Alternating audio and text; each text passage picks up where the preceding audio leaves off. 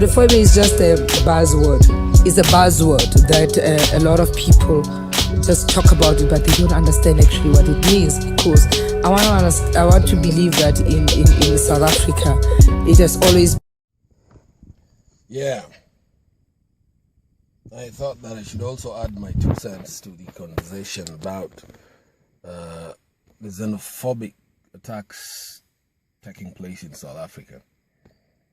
And I think black people the world over have been called once again to step up to the plate and have a hard think. Whether we're going to nerd up and think this one out, I don't know. But think about this. I live in a village. I live in an African village. And if you go to the market to buy a chicken, it's usually tied up. And if you go to the market, let me take that again. If you go to the market to buy a chicken, it's usually tied up. When you buy this chicken and you take it home, and then you free it, like it's free to go, it doesn't know. It still thinks that its wings are bound, its legs are tied up.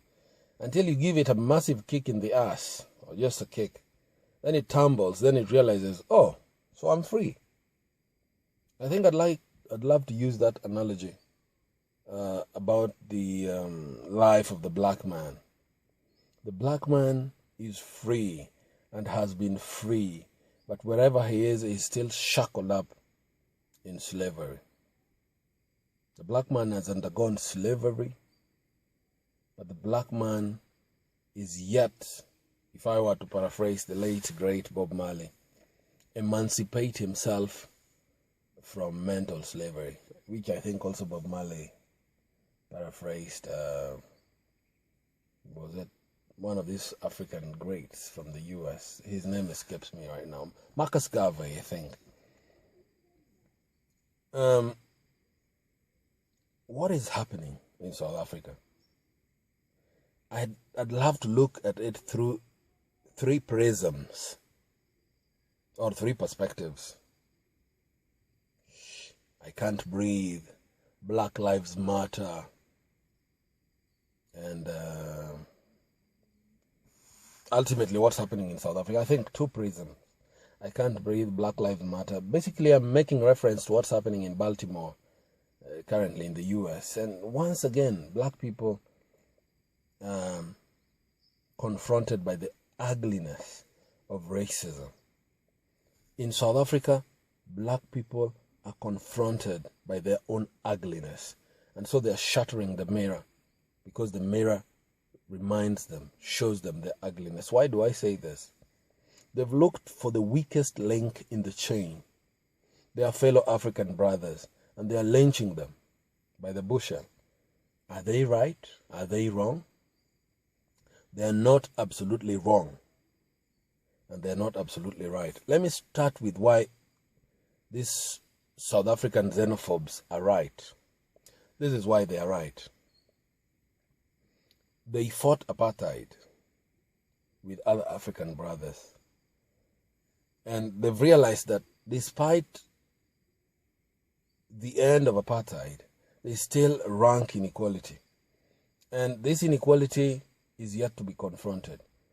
The African natives don't have control of South Africa's economy.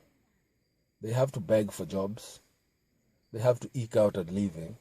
And yet they're watching the white supremacists occupying the pride of place. Now that's a narrative, that's a discourse that we can have till the cows come home.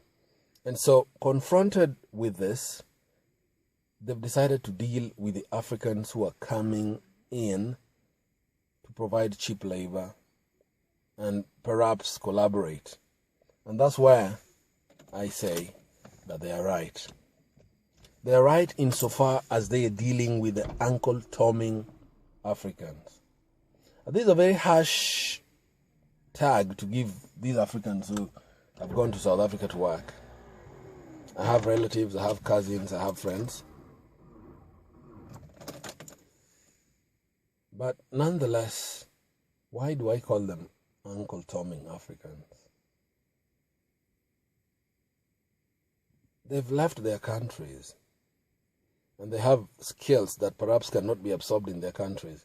And they've gone over to South Africa to work there and utilize these skills.